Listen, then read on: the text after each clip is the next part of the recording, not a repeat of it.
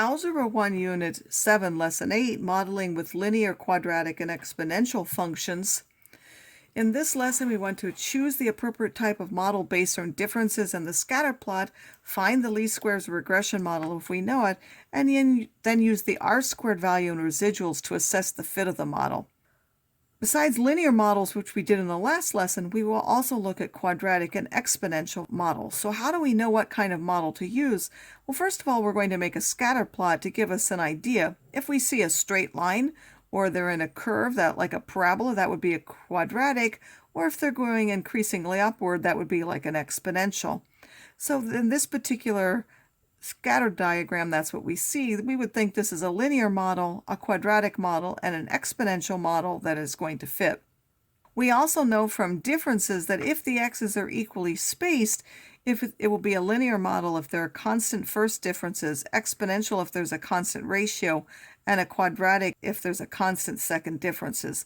But often your x's aren't equally spaced, so if they're not, another thing we can do is there's something called the r-squared value, which you need your diagnostics turned on for. But for the mode stat diagnostics, they have to be turned on to see this.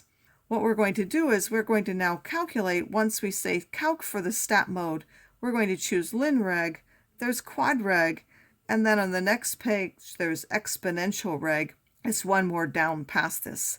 And then if we look at a residual plot, if the fitted model explains most of the variation, we're going to see a random scatter, so it will be a good fit. If we still see a pattern, that means that the model wasn't a good fit. So a student wants to use the speed of a truck to predict its kinetic energy, KE, measured speeds in meters per second, and kinetic energy levels in kilojoules are given below. Use the scatter plot, the differences in the ratios, r-squared values to decide on the appropriate model. Use regression to fit the model, and the coefficient of determination to decide on how well it fits. Make a residual plot and discuss. So first of all, you have to enter your data like before. You go to Stat and then choose Edit. And then it's always good to double check that you have the right numbers, because if the numbers are wrong, then all of your information that you get from there will be wrong. So always double check your data. And now first I want to make my scatter plot. So again, you're going to the stat plot. It's on. Here I still have it set for a residual plot, so make sure you turn that back to L2. And then you want it to fit your data. So remember, you want it to fit your data. So my x's go from 50. So I might go, say, from 15 up until, say, 55 and go up by 5s. And then my y's go all the way up to 3,000. So I might start at 0 and go up to around 3,000, and I go up by 500s. If you're going to print those, make sure like you have to label them, because it doesn't label your numbers. And then you will see that we see that there's a curve. So that curve indicates that it could either be a quadratic or an exponential model. We can find differences in ratios like we did before. The x's are equally spaced. So if we take 640 minus 410, 922 minus 640, 1256 minus this, and so on, we would get these values. They don't look very constant. If I take the differences between those, I get 5250 and so on. And I can also look at the ratios, this divided by this divided by this. That would give me my ratios.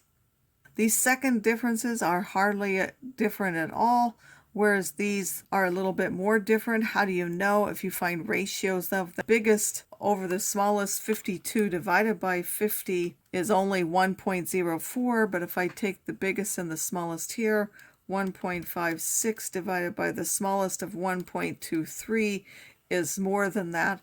So the second differences are the most nearly constant, suggesting that it's a quadratic model. Then we could also find the r-squareds to be sure, so we think so from the differences. If we find the r-squareds now, what did I do? I simply went to Stat, I went to Calculate. First I did the linear regression, and I calculated those. Those are those particular values here. Then I went back to Stat. I said Calculate again. Option 5 is the quadratic one.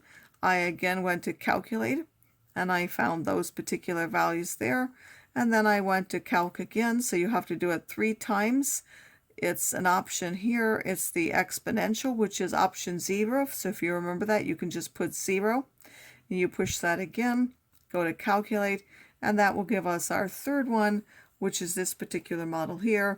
I printed out those screens for you so that we could see them.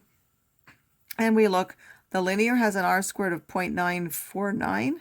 The quadratic is 0.99999, and the exponential is 0.9913.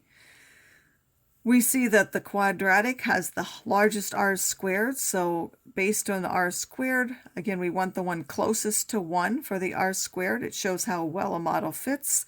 So we would put the quadratic model. It tells us it's ax squared plus bx plus c, where a is this number, b is this number, and c is this number. So we simply place those in there. Since r squared is close to 1 for this model, it fits well. How could we get that on our graph again if we wanted to do it? Remember, we would have to, I didn't actually save my function, but when I did quadreg now, I can actually store my regression equation, y vars. I put that as a function in y1 and calculate it. Now it will have saved that in this y1. So when I graph, it will now graph that on my scatter plot, and I will see that it actually goes through those points. If I do a residual plot, I won't show you again. You go to L3 and you choose residuals from the list, and then you can make a residual plot. You'll see that this is a relatively random scattern, so the quadratic model seems like it is an acceptable model for this data.